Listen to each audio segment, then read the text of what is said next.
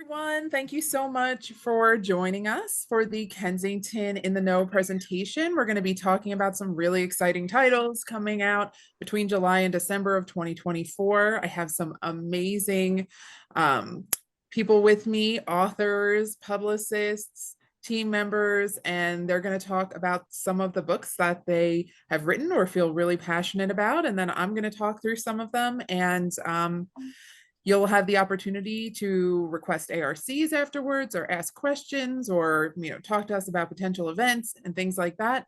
But without further ado, we will dive into the presentation.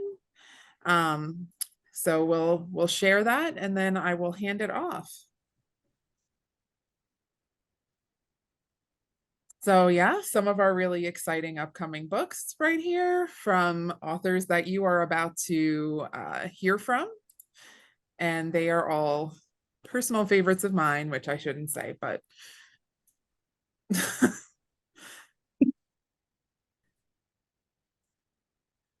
so first up, I'm going to hand it over to New York Times bestselling author Christina Dodd with the first book in a brand new series, A Daughter of Fair Verona. This is a really exciting new addition to our list. It's something a little bit different and really exciting, and we love retellings. And anyway, I will turn it over to Christina, who can do some amazing justice to this fantastic book that she is putting out the end of next month.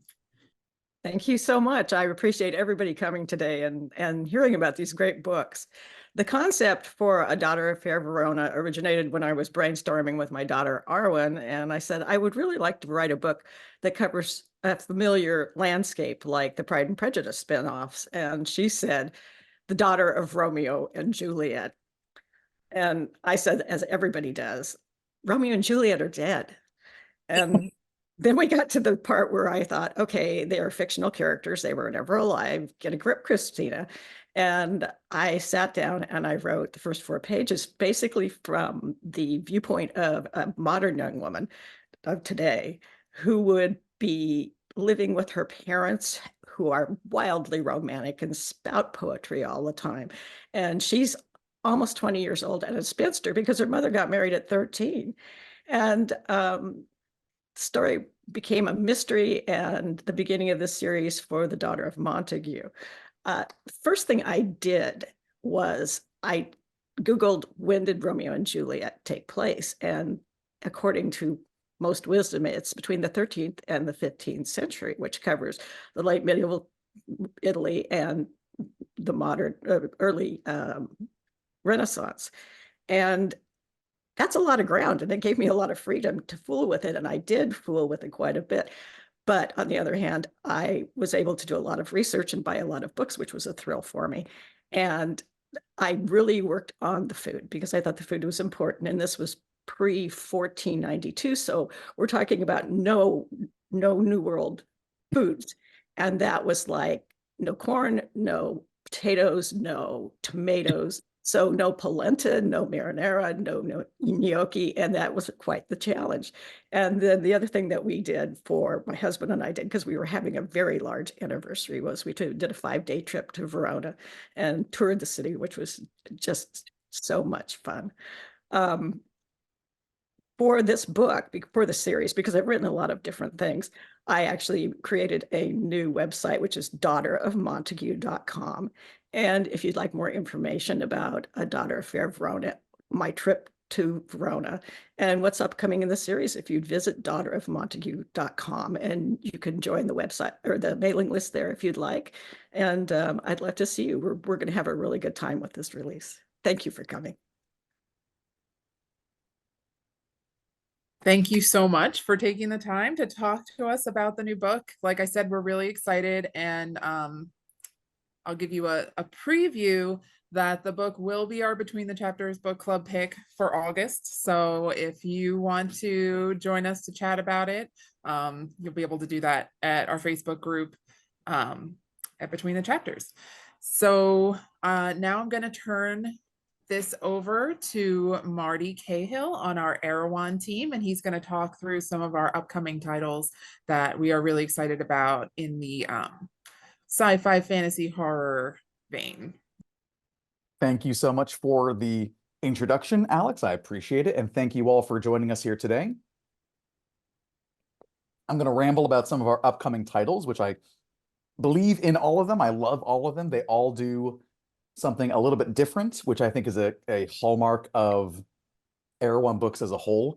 Any Erewhon book you pick up is going to be wildly different, but just as beautiful, joyful, horrifying as the one that came before and the one that came after. And I can't think of anything better to start with than this horror debut novel from Monica Kim, coming out at the end of June, The Eyes Are the Best Part.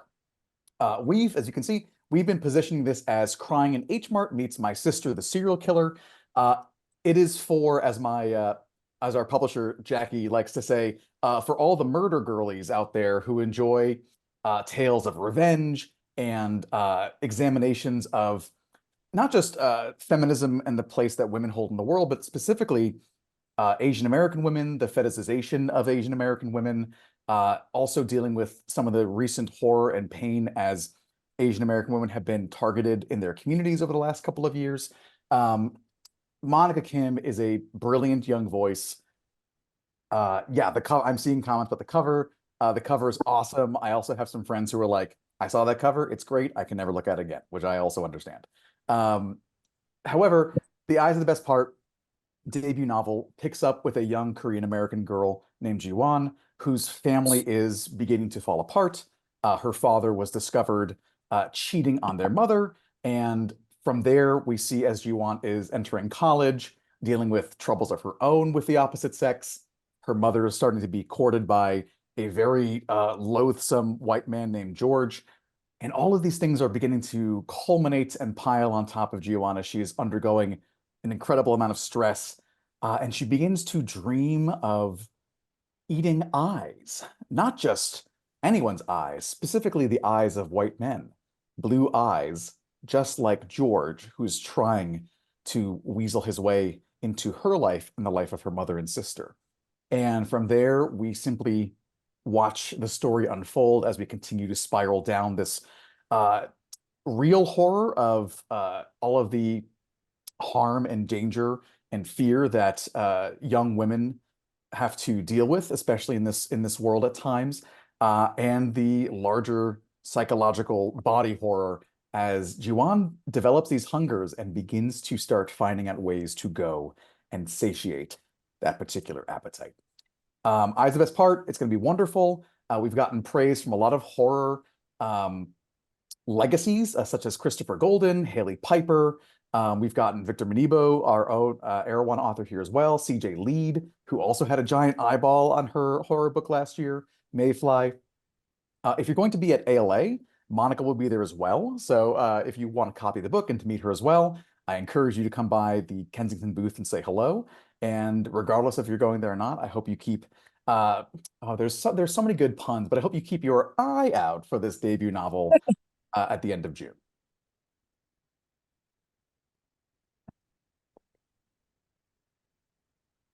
The next slide, we're going to continue in the horror trend.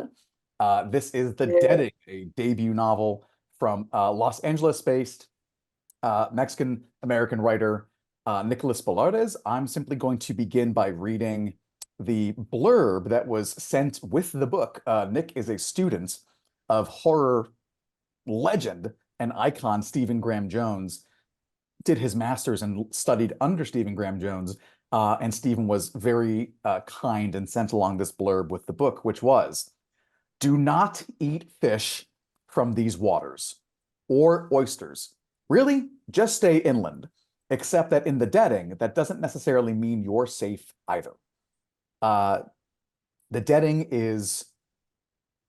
it combines a lot of tropes about interrogating the horror of man against the horror of nature.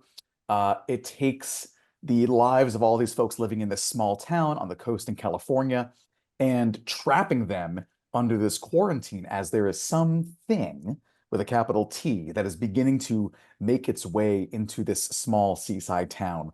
Something that is beginning to infect not just the water or the things that live in the water or the air and the things that live in the air, but the people themselves who begin to, as the kids in this social media movement across the novel's length, begin to dead, almost like a social media trend where all of a sudden people at random will drop down, locked in their bodies, onto the ground as though they have suddenly died. What begins as what people think is some sort of horror social media trend soon turns into a real phenomena as these people, these risers, as they begin to call themselves, culminating in a sudden shift in perspective as they, as one group, begin to speak to the reader. The risers come back. They rise again from the dead, and they are different.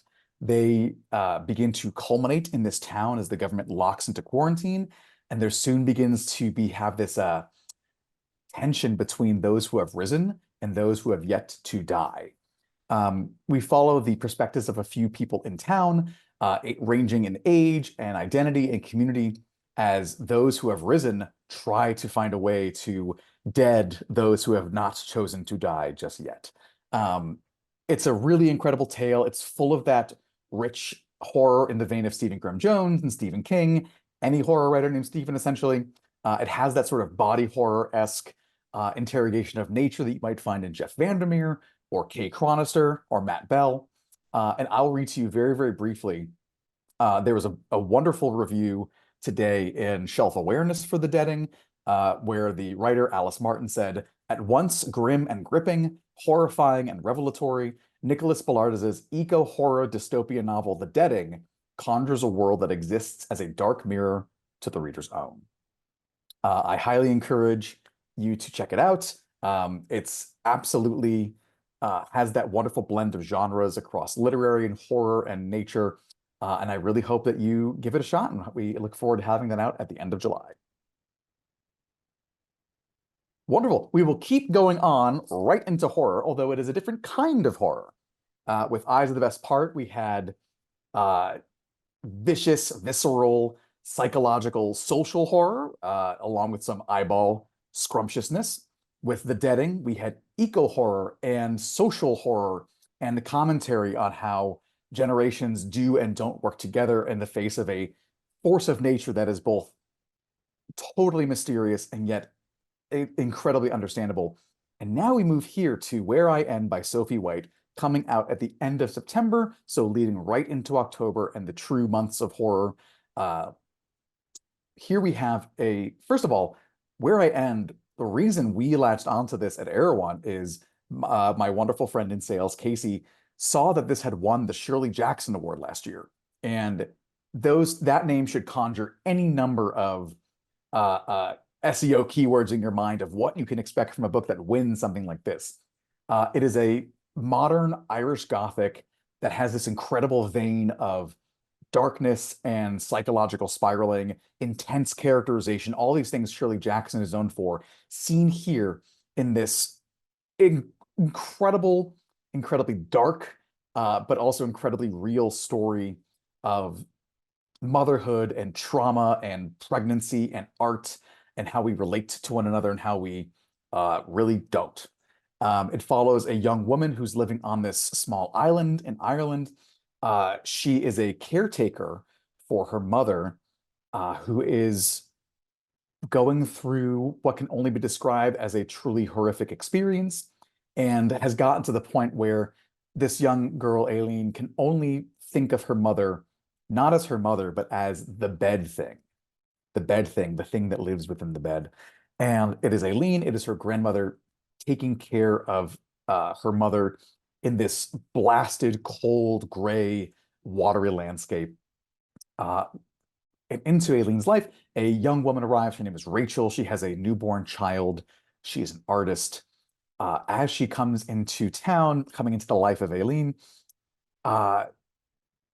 certain joys begin to come to Aileen again, but also certain desires which she has only learned to repress and to think of as hateful and bad, and the mounting horror of what she wants versus what she needs to do, and taking care of her mother and her relationship with Rachel and her grandmother.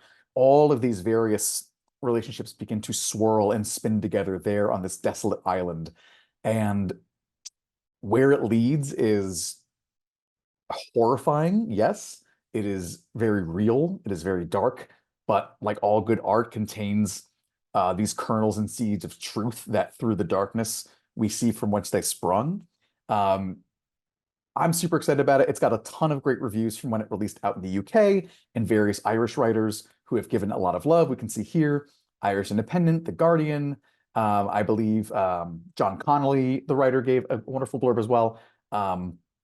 This is a book that I know that many horror writers and editors, we see here Ellen Datlow, were clamoring to get a US printing for, and we're very, very lucky to have Sophie and this tale from where I end. And I hope you begin it, and hopefully you'll get to the end as well and be just as moved and see what we saw in it.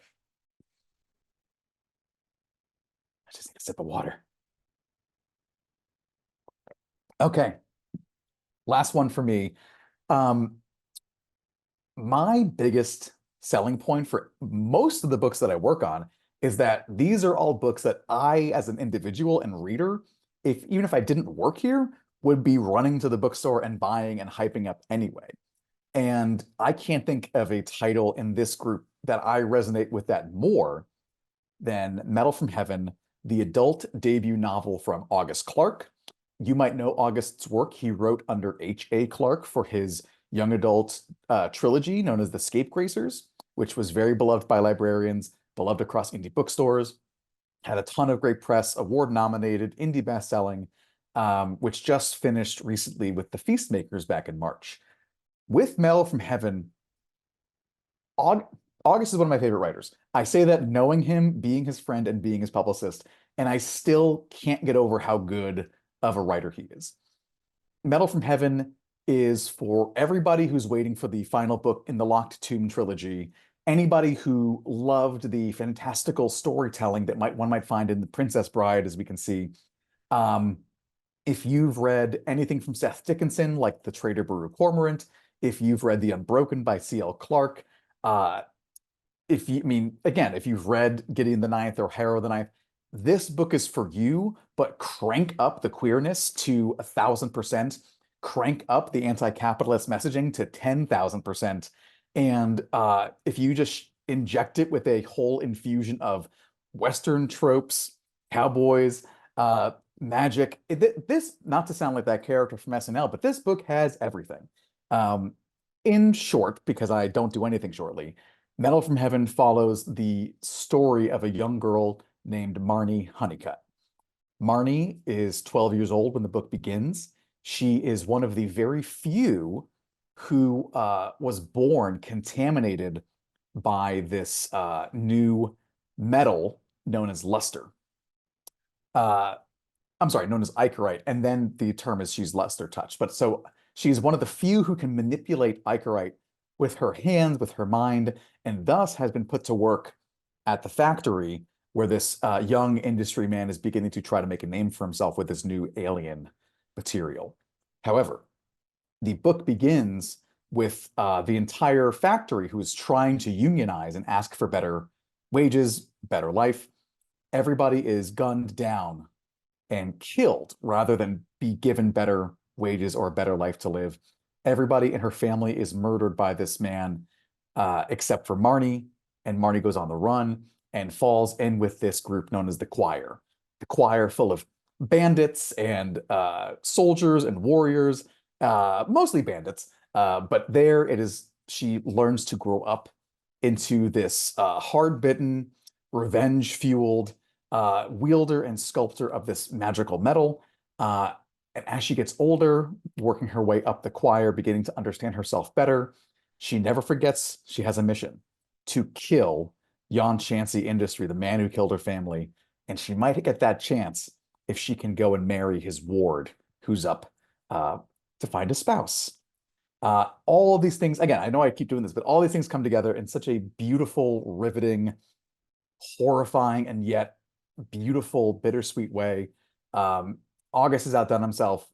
I know I'm the publicist, I know I'm his friend, but please take my words with a grain of salt that Metal from Heaven will be one of the books of the fall. And I firmly believe that. We've got wonderful blurbs from Alex Harrow, Sarah Gailey, C.L. Clarke has written in.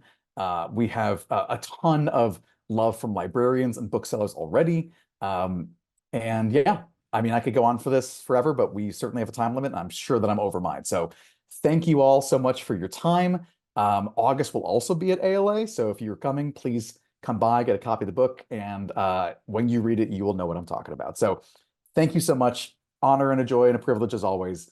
And if you have any questions, let me know. Thanks, Alex. Thank you so much for really passionate presentations. Certainly did those books justice, and I know there is a lot of excitement around all of them, and it's hard to put all of that into, just a couple of minutes of talking about a book.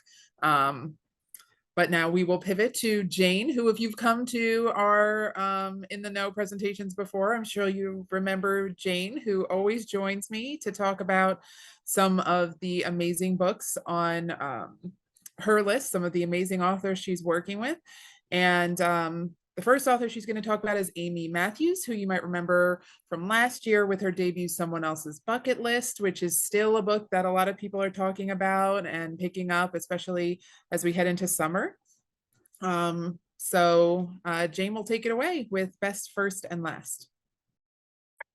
Hi, everyone. Thank you so much for being here. Pivoting from, horror from Marty over there. Now we're in the realm of love stories. So quite the 180 there. Best, First, and Last by Amy T. Matthews is a wonderful story about 3 generations of women who prioritize their bond with each other to try to figure out their next steps in life. You have the grandmother who has just lost her beloved 3rd husband. You have the mother who's going through an acrimonious divorce, and you have the daughter who has just broken up with her on and off boyfriend again. And they're all just kind of at this crossroads of I thought life was this, but now I don't know what it's supposed to be next. So they decide to go on a grand adventure, and they decide to, inspired by a family friend, they decide that they're going to go hike the Incan Trail. So they're going to go to Peru, they're going to go to Machu Picchu, and they're going to do this thing that they never thought they would do in their lives, and they're going to do it together. This is a really great book for fans of emotional and reflective women's fiction that's aimed at a slightly younger demographic, such as the 2 Lives of Lydia Bird by Josie Silver, The Storied Life of A.J. Furke by Gabrielle Zevin, In 5 Years by Rebecca Searle.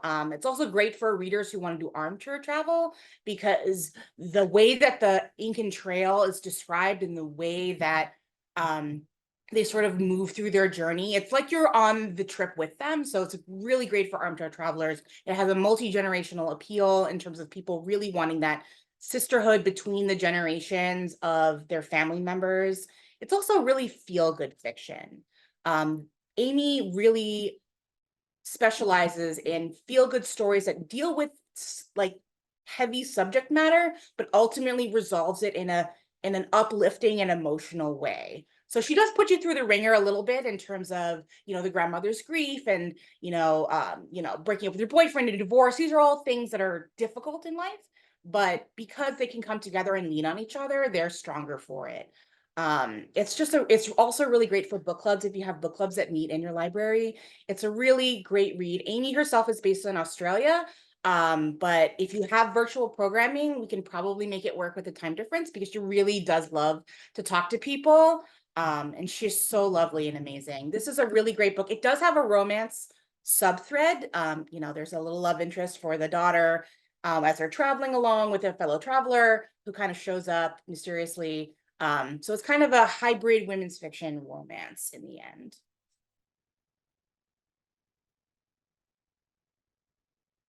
Moving on to One Cursed Rose by Rebecca Zanetti.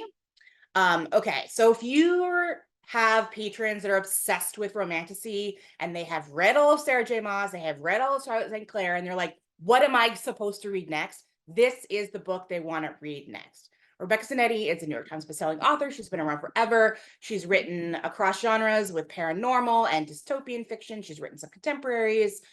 She's written romantic suspense, but this is her first true romantasy book. And this is just, it's so good. So this is a book that kind of deals with obsession. So obsession takes center stage in this sexy, neon-lit, dark romantasy set in an alternate near future where mafia tech-like corporations fight for total domination until one of the reclusive billionaire tech autocrats abducts the object of his desire, the beauty to his beast, the daughter of his rival, and the stalemate finally snaps. So basically, this world is kind of like our own, run by social media companies that control what everyone does, what is everyone's influenced by, and they really basically control everything. These like little mafia-like families. One of the reclusive billionaires, he abducts Alana. She's the daughter of his rival, and he's like, "You're mine." And so there's morally gray heroes going on there. There's kind of a magical world building complex in the background. So it's not high fantasy in the way that, Sarah J. Maas would be, because it is recognizable as our world. It's just a little bit removed from us based on the rules that she set up. But it's a dark romantasy, dark romance. It's also based on Beauty and the Beast, obviously. So there's also a twisted fairy tale retelling here. But so it's like, if you have people coming in being like, I really wish I could watch the Disney version, but I want it to be spicy and dark, this is the book for you. It's also like Succession meets Black Mirror. There's a lot of tech that runs through it. And, obviously the whole machinations between the people in the different families, the families warring and feuding against each other. So there's a lot going on, but it is spicy, it is dark, it is compulsively readable. And so if you have readers that are really looking for other romantasies and they're just like, I have read every single romantasy that you have, this is the next one for them, 100%. Oh, and Rebecca will be at ALA as well. So please come by and meet her. She's lovely. All right, so switching gears a little bit. Haunted by Kat Martin. I'm sure you know Kat. She is a stalwart in the romantic suspense genre. In the past couple of years, she has been dipping her toe into doing more of a spine-tingling thriller direction. And this book is a captivating and twisting tale that is dovetailed in two different time periods. So you have a murder that takes place in 1898 in Jerome, Arizona, which is a real life boomtown that is still, it's like basically kind of like Tombstone, but more mining. So it's a real place you can go visit. It's historical. So in Kat's story, there's a murder that takes place in 1898. And then there's another one that happens in present day here in 2024. And there's these two murders kind of intersect in interesting ways when there's some ghostly sightings that start happening in the town. It's a very small town, but the people who do live there are running like the local inns and places for the tourists. And two of these, one of the saloon owners and one of the inn owners, are kind of pulled into this web of, they have to figure out like these sightings, these things that are happening now, how they dovetail with this old journal they find. And is what's being happened revenge from the past now? Like, is it a ghost, or is there someone there that's actually causing real life danger? So it's perfect for readers of J.A. Jance, Tony Hillerman, and Ramona Emerson's Shudder. It's a standalone thriller. So you may remember her book, The Ghost Illusion, from last year. It's similar in the style of, she's weaving in these real life histories that have ghostly implications, but they are standalone. So it's great for readers who just want to like dip their toe into the genre, or just like, don't like the stamina following a series. So it's a ghost story meets psychological thriller set in a real place. And it's really grounded in what the conditions are and what life is like in Jerome today.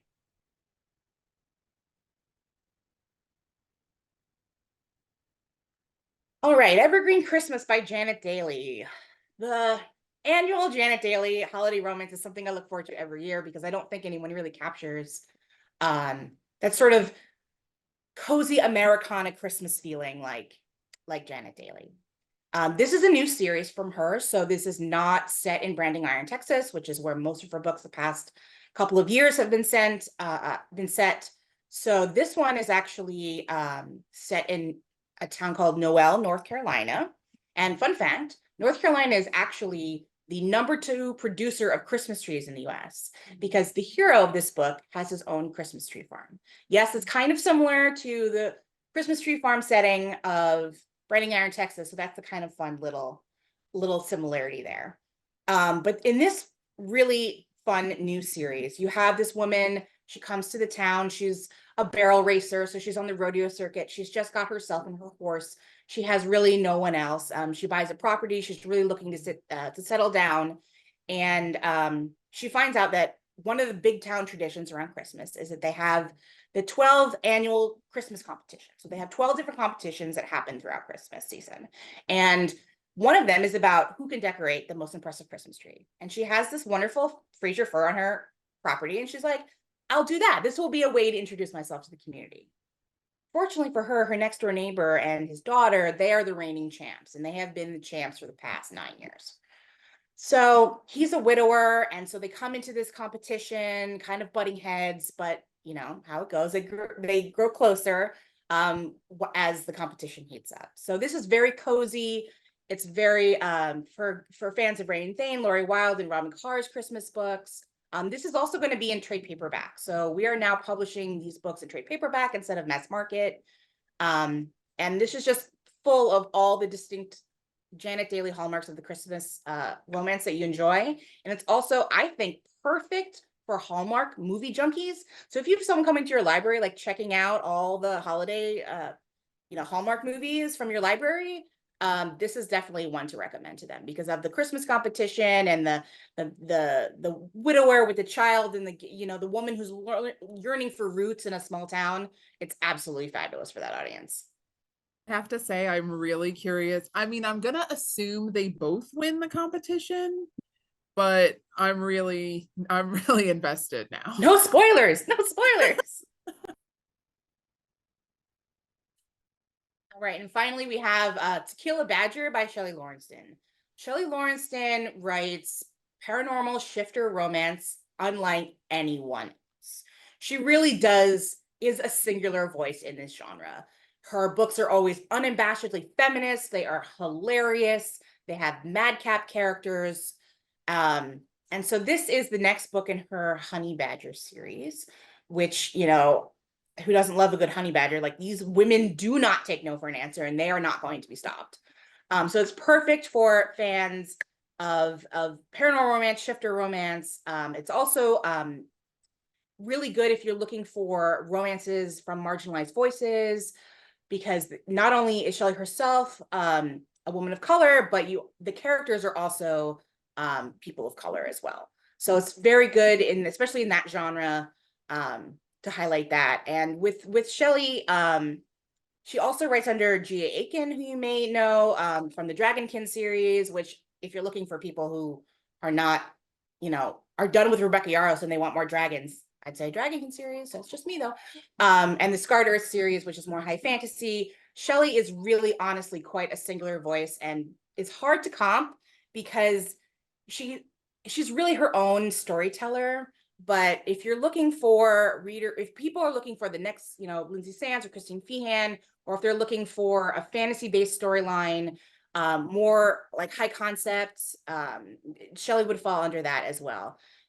These books are just so delightful because they're so voice-driven, and they're so, honestly, so laugh out loud funny, but they also tackle things of community. The sisterhood of the honey badgers are always looking out for each other. They're always got each other's backs. They're never gonna, if you're one of these honey badger crew, or the half tiger shifters that they adopt into their group, you're never going to be alone. You have a found family for life. And in this book, they're finally going to take down the people who are trafficking shifters for their own monetary gain. So it's a lot of action, a lot of fun, and a lot of snark.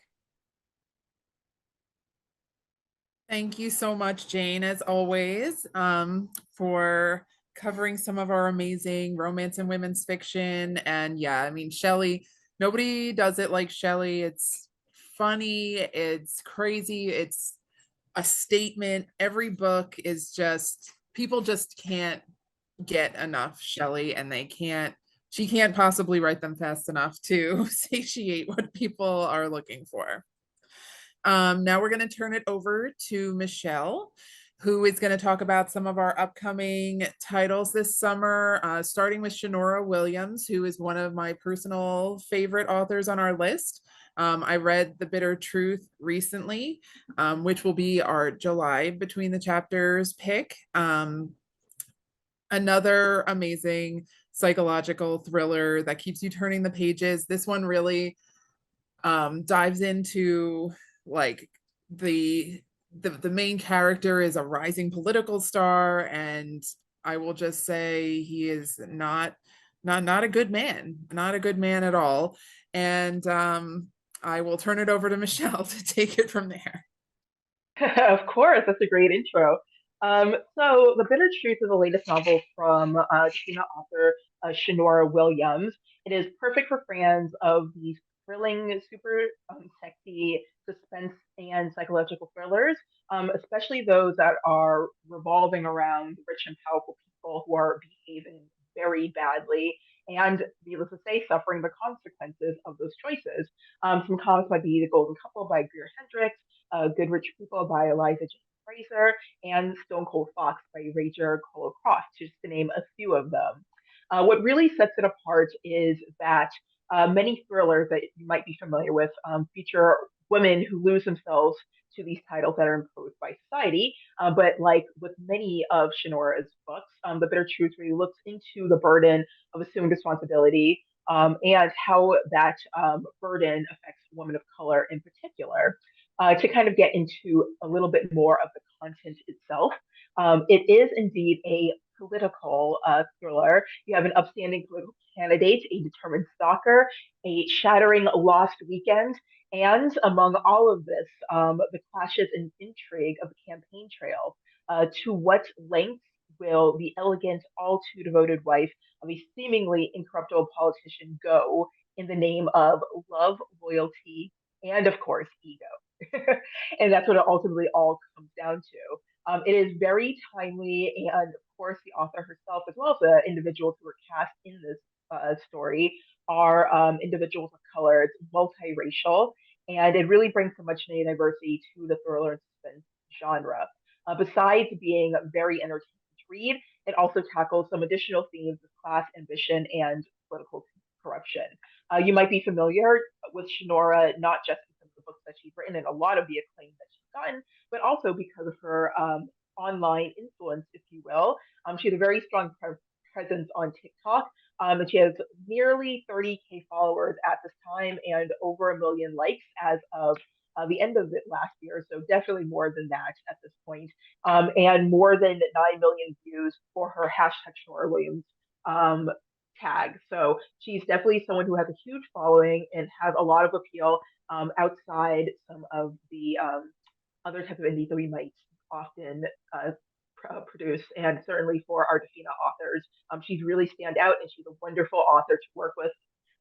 Available for events both in person if you're in the southern region, as well as virtual across the country. All right. On the other side of things, we are going to take a trip across the pond to In the Lonely Hours. This is actually the second book here at Kensington with author Shannon Morgan. And Shannon is also very, very fun for a number of reasons. She actually doesn't live here in the US. She's actually based across the ocean over in the UK, if I remember correctly, England. And this particular novel takes place in kind of the rural area.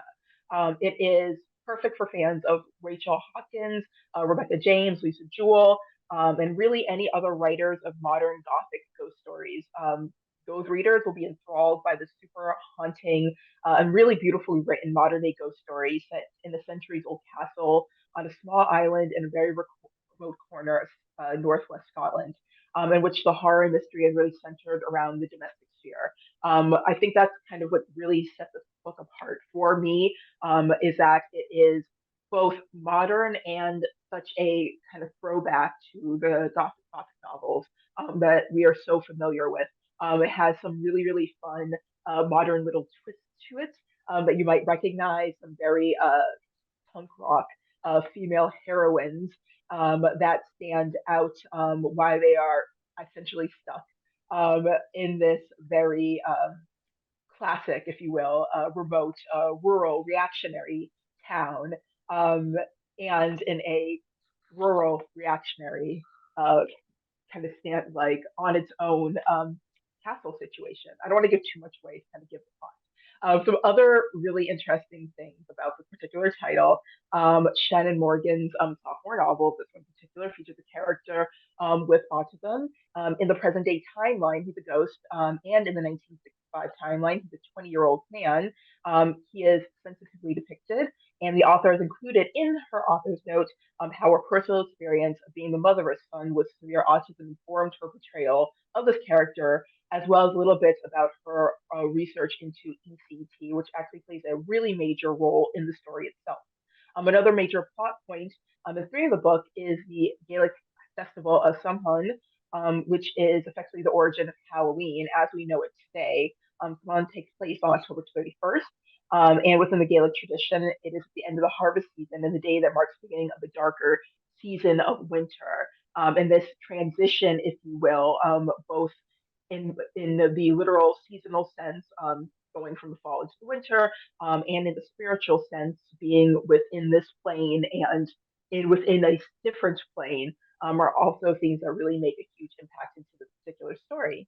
The writing is lush, it is atmospheric, the setting is absolutely captivating. The castle where it takes place is almost a character within itself, and it is a perfect book, not just for individual reading, but also for book clubs. It actually includes a discussion guide too. We're super excited about this, and Shannon's debut, Her Little Flowers 2023, also did very, very well. It was a Goodreads Choice Award finalist. It got excellent reviews across the board, made many best of and most anticipated lists, including those from Goodreads and Amazon. So we're super excited about In the Lonely Hours.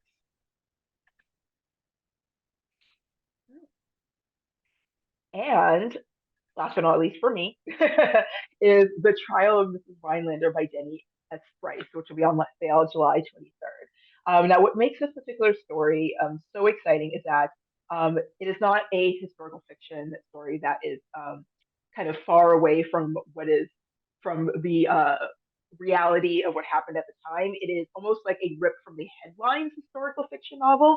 It's based off of the very true story of the pioneering Black female journalist Marvel Cook, sorry, and the sensational courtroom battle between the heir of a real estate fortune and his colored, I'm putting quotes from that, wife in the 1925 divorce case of Rhinelander versus Rhinelander. The book recounts the story of Alice Jones Rhinelander, the real-life central figure in the Rhinelander versus Rhinelander case, and Marvel Cunningham, who's a fictional character inspired by Marvel Cook, and the other Black female pioneer American journalists, writers, and civil rights activists that really kind of set the scene in this early 1900s time period. The courtroom battle between Kip Rhinelander, heir to the real estate fortune, and Alice Rhinelander hinged on this one really essential detail, whether he knew that she was Black when they got married. The details of the case and how that kind of played out against the backdrop of 1920s New York City in the Harlem Renaissance makes for a super duper compelling read. It's perfect for anyone who is into fact-based historical fiction, and especially individuals who are really into stories about remarkable but under-recognized women of the 20th century. For example, some comps might be Take My Hand by Dolores Gonzalez and The Personal Librarian. Novels within the 20th century historical content are always very, very popular. And Denny has this really great ability to uncover little known areas of Black history in particular in the US. And it really makes her book shine against this huge backdrop of the Harlem Renaissance in New York and many other places, depending on which book that you're reading. Her books often deal with racism, classism, sexism, and the selfless love that we feel for each other during really, really difficult times, and how that love and how that respect blooms from these challenging circumstances. Again, this particular novel, similar to her previous novels, Wild Woman in the Blues, as well as In the Face of the Sun, are dual story timeline. And it alternates between the perspective of the reporter Marvel, as she's reporting on this trial, and Alice Jones Winelander, beginning with the night that Alice meets Kim. Eventually, those two timelines start to intersect as you make your way through the story. And last but not least, this novel does include a whole bunch of real historical figures from the Harlem Renaissance, including Langston Hughes, Zora Neale Hurston, Duke Ellington, W.E.B. Du Bois, so on and so forth. There's a lot. So it's a great story, not just for the drama behind it all, but again, from that real life aspect. It's perfect for book clubs. And it's also perfect for anyone who is looking to really kind of dig deeper into Black history at a time that is, not February. So very exciting. Denny is always available for events, and she is fantastic in person and online. Thank you so much, as always, Michelle. And now we are going to move into one of our other authors who is joining us today, Sarah Driscoll, to talk about something totally different than what we have published with her before. I'm so excited about this book and kind of the direction that it'll let us take this, Sarah's brand, and let us really cast a really wide net of people who just love really well-written thrillers with kind of a twist on what you would normally see in the plots. This is Echoes of Memory from Sarah Driscoll. Thank you, Alex. That's very kind of you. Hello, all. I'm so excited to be here with you and to share Echoes of Memory with you today.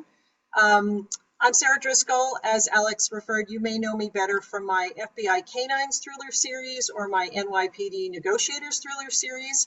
Echoes of Memory is not only my first standalone thriller, it's also my first non-police procedural thriller. So it is a bit of a different sort of, attempt for me. And Echoes of Memory centers around traumatic brain injury. And traumatic brain injury is a complex and unique injury, unique for each different individual, that is suffered by more than 55 million people worldwide. And these hidden illness warriors struggle daily with not only depression and anxiety, but fatigue, difficulty concentrating, and some experience memory loss. To the outside world, they physically appear healthy, but they live the truth of their struggle each and every day. And this is Quinn Fleming's world. Nearly 3 months ago, after an assault, Quinn now has to contend with a transient memory. She can remember everything from before the attack, but any memory from after the attack fades within about an hour. And her only way to survive each day is to take detailed notes, where she leaves herself clues to her own life, one that she doesn't remember living. And one thing that's really paramount to Quinn is that she tries to hide this disability that she's experiencing from everyone around her. Echoes of Memory is set in the historic Gaslamp Quarter in San Diego, where Quinn works as a florist.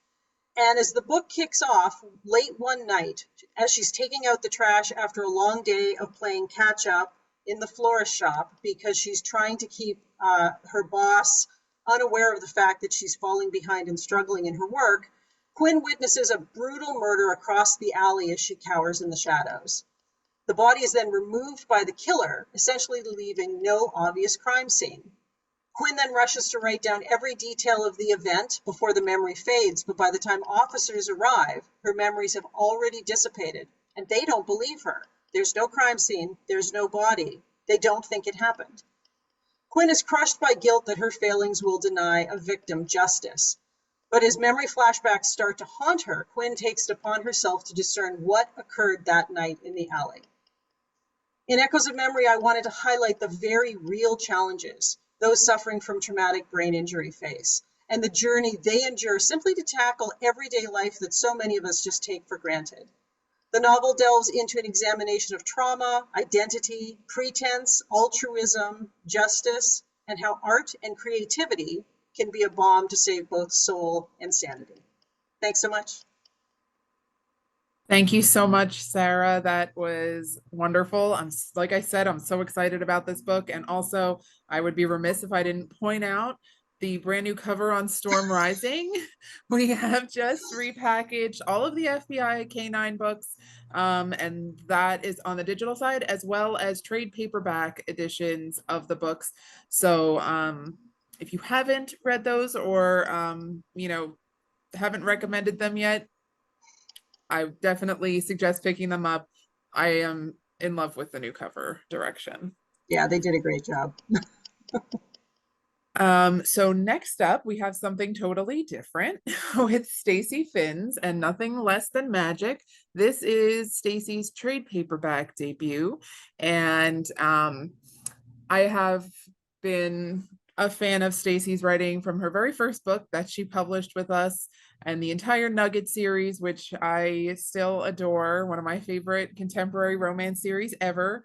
And this book kind of came out of my love of the Halloween season and magic and falling in love. And Stacy put together just this incredible story that I just finished reading.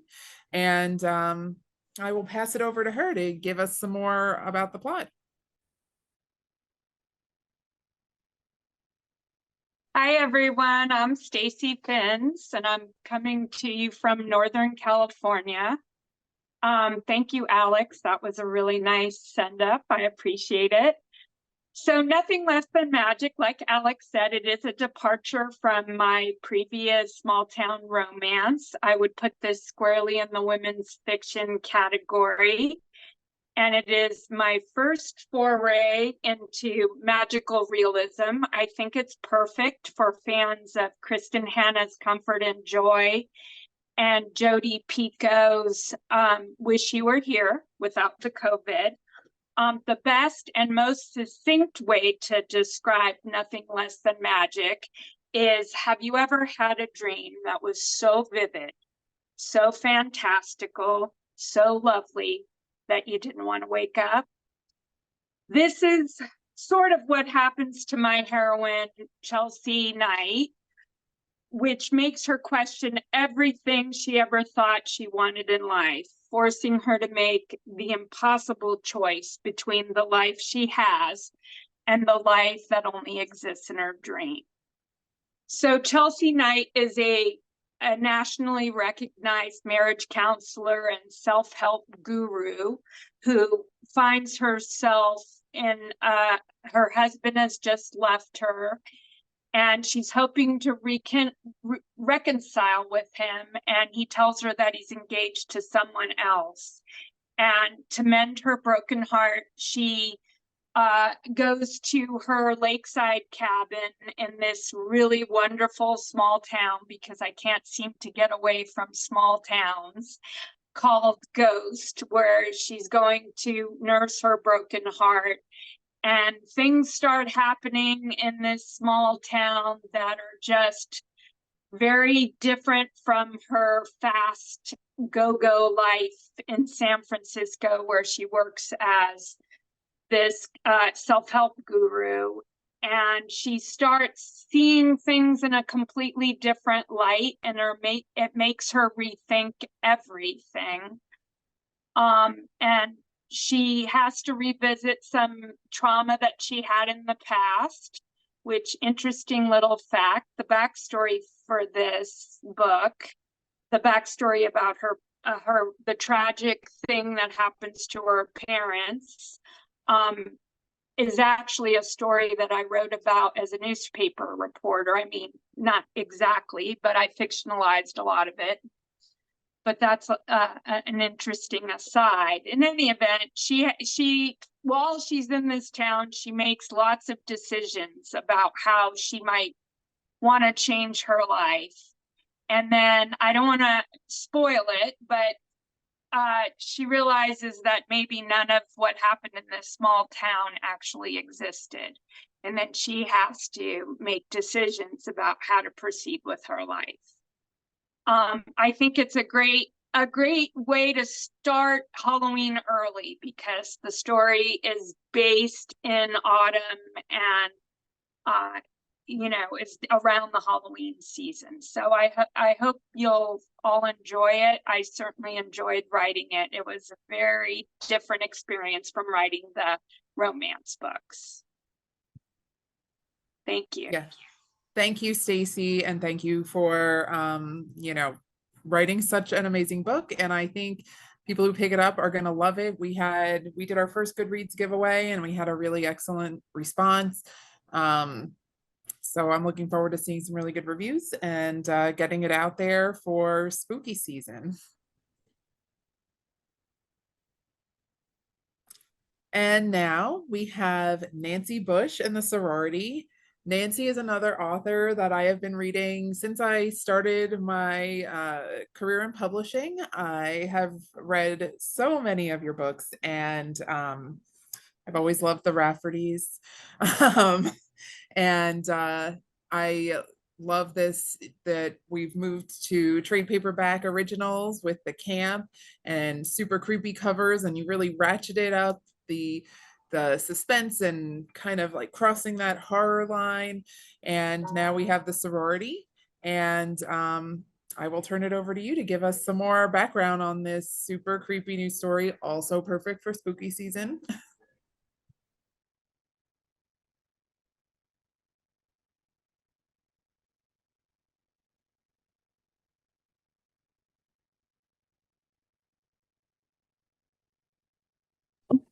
There, I'm unmuted.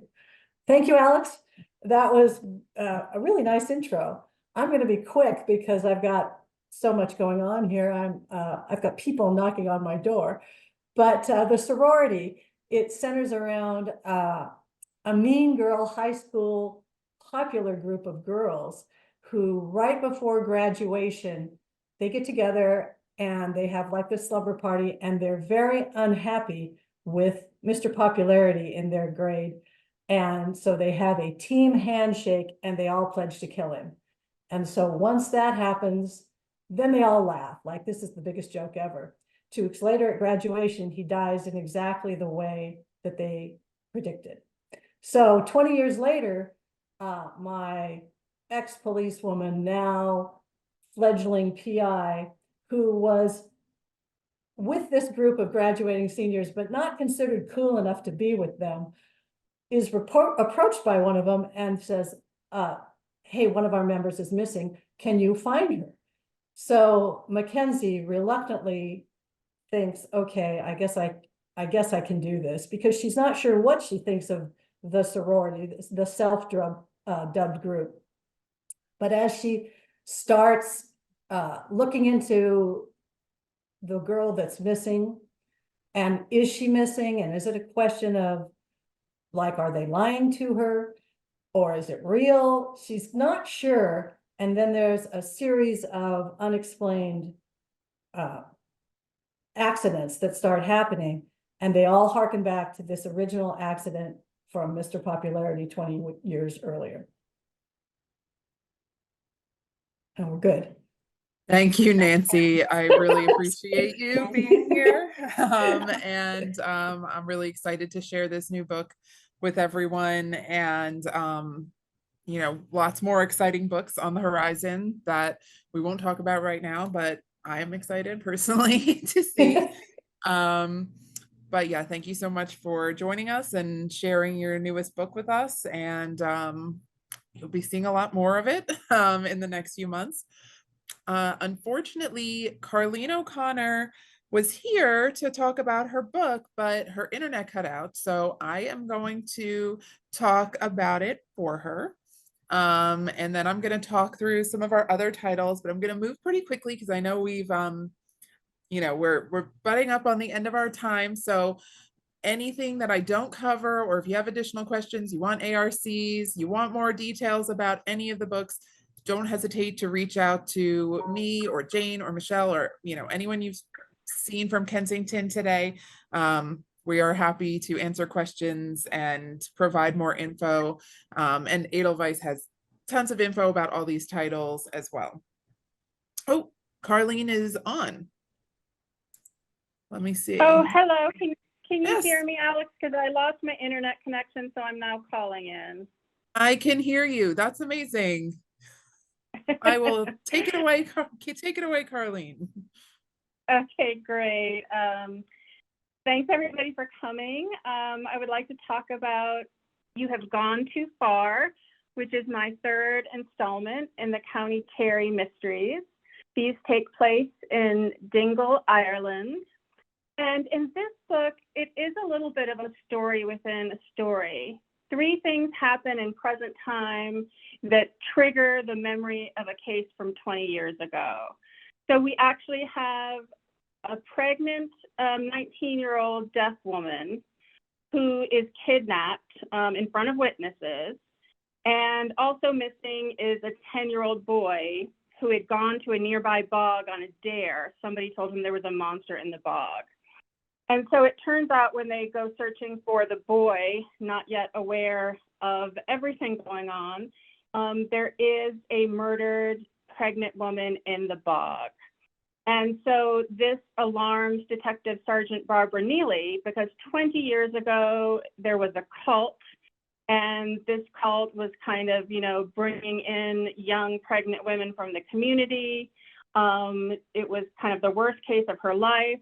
And the 2 men that were suspected of being the cult leaders have been imprisoned for another crime, a lesser crime. And she finds out they have just been released from jail. So even though I know, like on the surface, this sounds really dark, it really is a character-driven story and the victims coming into their own power. But the guards will have their hands full because they have 2 kidnapped victims. They have a cold case murder of this pregnant woman from 20 years ago, and then the current murder. And they're going to have to find out how they're all connected, and also stories from the past will come back up that really have been unresolved for 20 years. And they need to figure out what has instigated all of this to come to the surface 20 years later. We still have Dr. Dipna Wild, who is the local veterinarian. And as often happens in the small town, a lot of the suspects will come through her clinic. She had worked closely on a farm with a young lad who was kidnapped. So she will also be instrumental in, helping kind of keep control of the people coming and going that may or may not be involved in the mystery. Thank you so much, Carlene, for diving back in here any way you could. I love these books. I can't wait to get my arc of this next one. Everybody I know who picked up No Strangers Here has kept reading. I think the second book was even creepier than the first book. And I hear from Carlene's editor that this one is the best one yet. So I am very excited to pick it up and share it with everyone and, see more people out there with these amazing Irish set mystery thrillers. They definitely have that thriller aspect to them too. They get dark, which I like. Thank you so much. Yeah, this one, I really did put a ton of work into it, trying to weave all these stories together. At the end of the day, though, to me, it's really a character-driven, tense mystery. Thank you. And I think we will have arcs soon. I hope. So looking forward to sharing those and, getting them out there on Goodreads as well. So like I said, I'm going to go through the remaining titles pretty quickly, but any additional questions, any additional info anyone needs, feel free to reach out to me. We have a new standalone thriller from Lisa Jackson coming soon, Our Little Secret. #1 New York Times bestseller, incredible author. So excited to have a new standalone. Her last one was The Girl Who Survived, which continues to just sell like gangbusters. People loved it.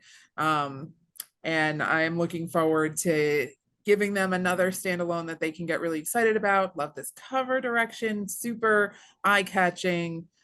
And it gives you that creepy vibe. When you pick up a Lisa book, everything is gonna get really twisty and a lot of stuff's gonna go wrong, but we'll get the bad guy in the end.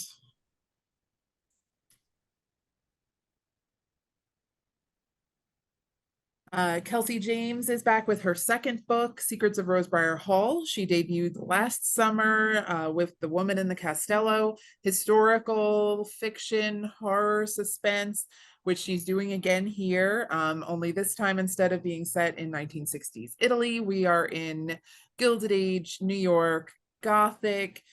A woman who is being controlled by her husband. What's real? What's not? We don't know. She doesn't know. And we're just along for this super dark Gothic ride in the Gilded Age. Downton Abbey gone terribly wrong. Really excited for this next book from Kelsey.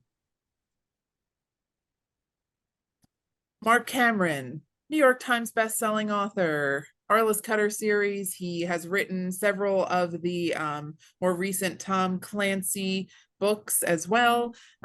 This is the new Arliss Cutter book, Bad River.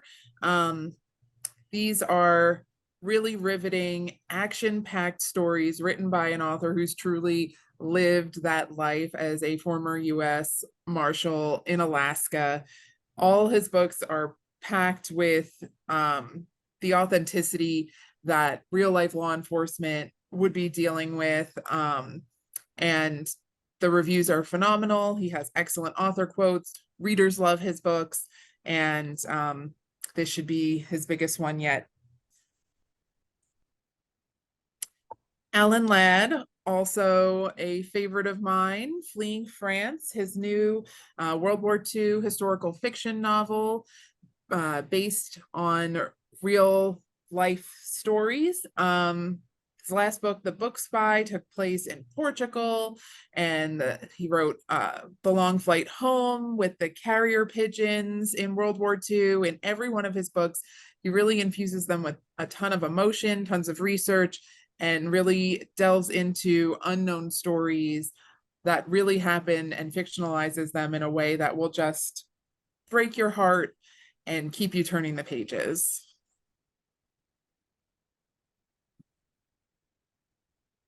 Diane McPhail, author of The Seamstress of New Orleans, back with Follow the Stars Home. This is her new standalone novel of historical fiction.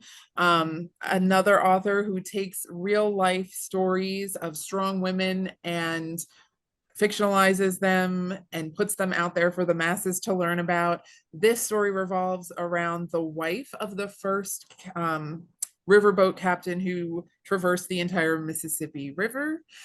She was pregnant at the time, which, as someone with 2 kids, I would not want to be on an 1800s riverboat while I was far along in my pregnancy. So this woman is clearly tough as nails, willing to do anything for her family, for her husband, and to break ground in, and create a whole new way of looking at this kind of transportation back when it was unheard of to do such a thing.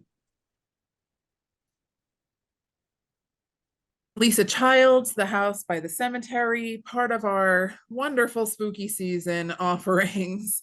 Also, trade paperback debut for Lisa.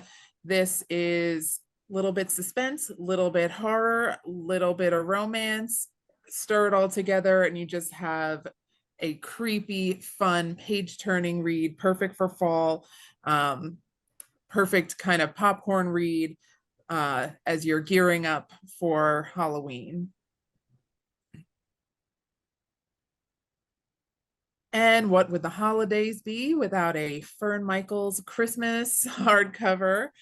This is the 3rd book in her Santa's Crew series. We had Santa Cruz, and now we have Santa's Secret, and it's about a group of friends who every holiday season take a trip together and, of course, find love while getting into the spirit of the holiday season.